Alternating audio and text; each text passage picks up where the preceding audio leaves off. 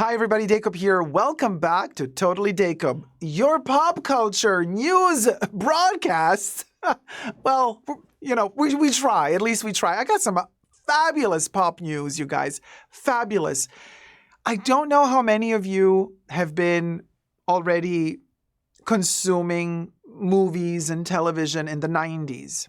Some of you might have, come a little bit later, so you might have missed out on certain movements, on certain movies that have marked a decade. One of those movies that are really important to me are Priscilla, Queen of the Desert, or The Adventures of Priscilla, Queen of the Desert. It was such a life changer to watch Priscilla for me. And, that this movie came out in a time when being gay was still not easy in many countries. Today, it's still not easy in many countries, even illegal in some. But in many first world countries, gay life has become simpler. Laws have changed. Marriage is allowed. Thank goodness for that. And so on and so forth. But I've noticed that rewatching Priscilla today brings a sadness to my heart, because I remember watching it when I was younger and I felt so liberated and free. You watch Priscilla and you go, this is the life. I dreamt of going on a bus with my best friends in drag, or not even in drag, just however you wish to be, and traveling through America or through Europe a whole summer, performing in some weird joints, doing comedy skits, whatever. And so I grew up thinking, wow, it'd be such a dream with your best friends to live on the road. Also, road movies are my favorite movies for the most part. Love me an on-the-road movie. Road movies are just... And another one that I really, really adore is Transamerica. Oh man, how much I love that movie. But so, anyway, having said that, watching Priscilla today brings a sadness to my heart, because you realize that Priscilla was filmed in a time where being gay and transgender or just, living in drag, earning a money off of performing in drag, was dangerous. And so there's a lot of scenes in that movie that really show very brutal hate towards homosexuals. But watching that movie back then, it didn't feel so brutal. There was still so much hope in that movie, Watching it today, it feels much more brutal. You might ask yourself, what do you mean, Dacob?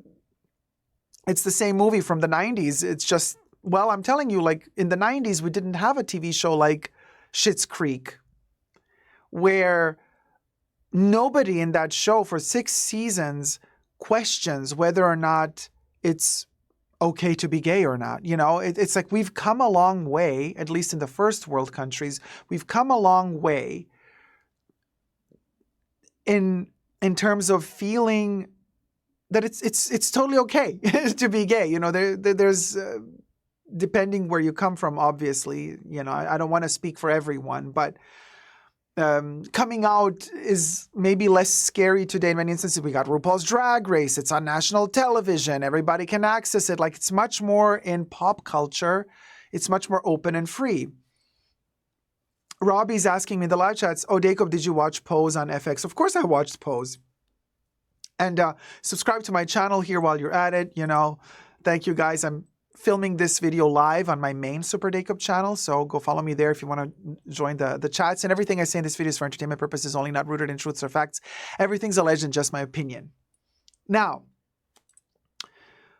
so when Priscilla came out in the 90s, and it was a huge success at the Cannes Film Festival. I mean, this movie was all over the world. It was just amazing. It was a trailblazer for gay rights, really.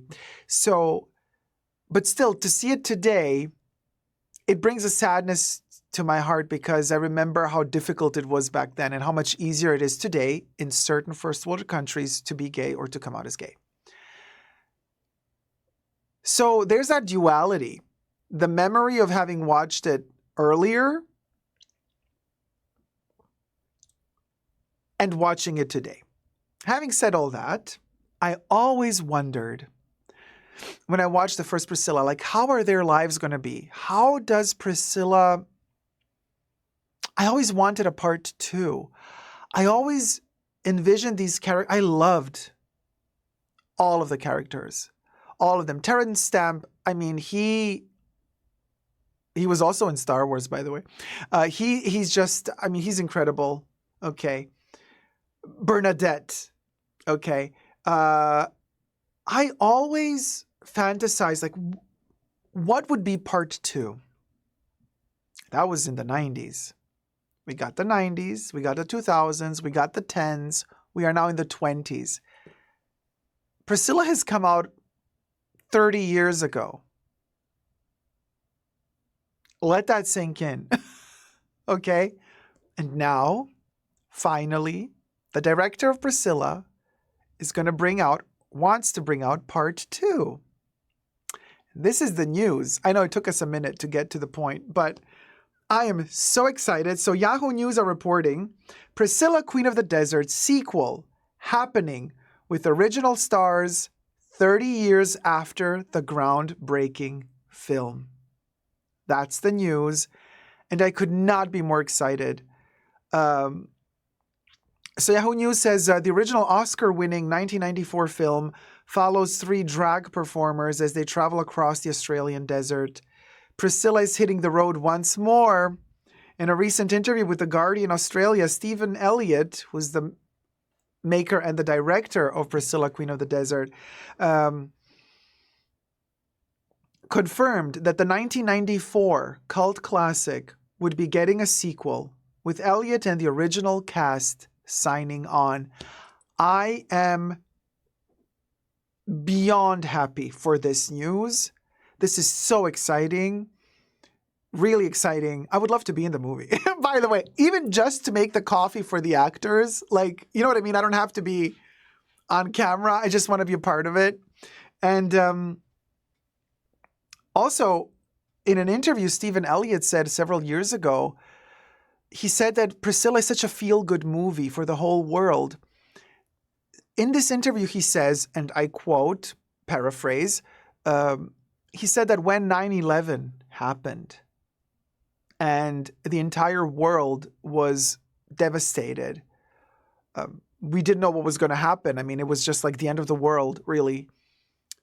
He said that the most played movie right after 9/11 on all television stations across the world, where being gay is allowed, was Priscilla, Queen of the Desert. The Adventures of Priscilla, Queen of the Desert. That's what he said in an interview.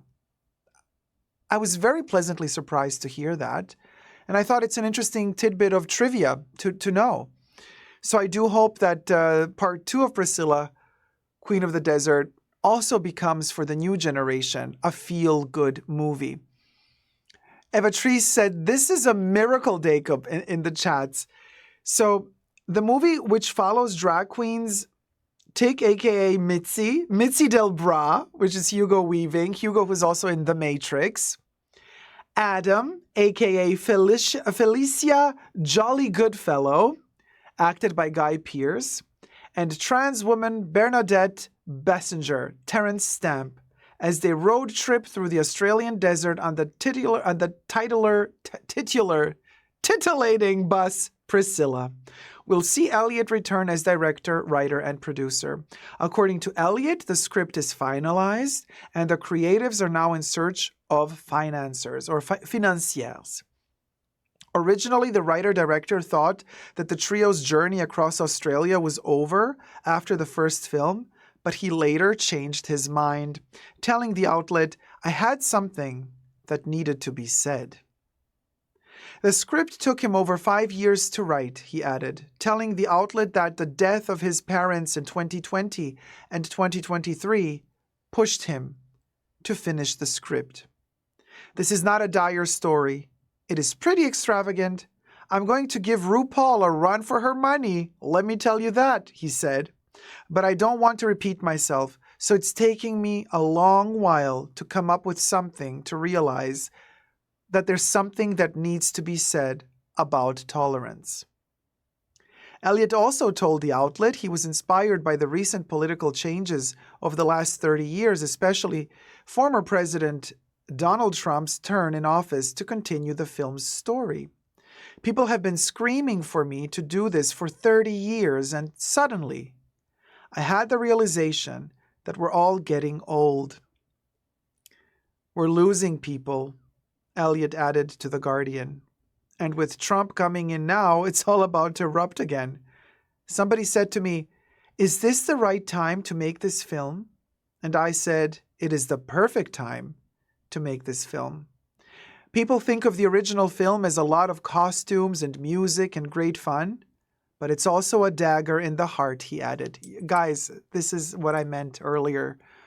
It is a dagger to your heart to watch Priscilla, especially today.